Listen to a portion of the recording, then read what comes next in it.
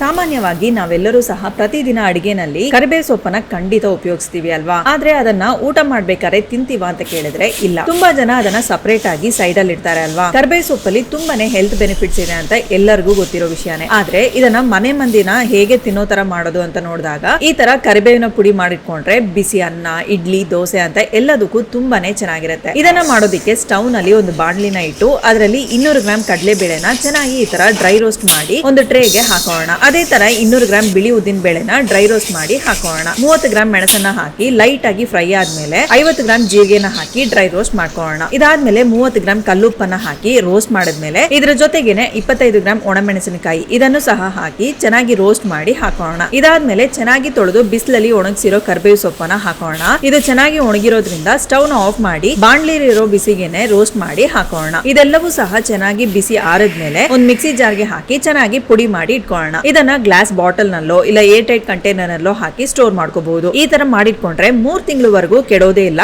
ತುಂಬಾನೇ ಚೆನ್ನಾಗಿರುತ್ತೆ. ಸೊ ಖಂಡಿತ ಇದನ್ನ ಮಾಡಿ ನೋಡಿ. ಈ ವಿಡಿಯೋ ಇಷ್ಟವಾಗಿದ್ರೆ ಲೈಕ್ ಮಾಡಿ, ಫುಡಿ ಕನ್ನಡನ ಫಾಲೋ ಮಾಡಿ.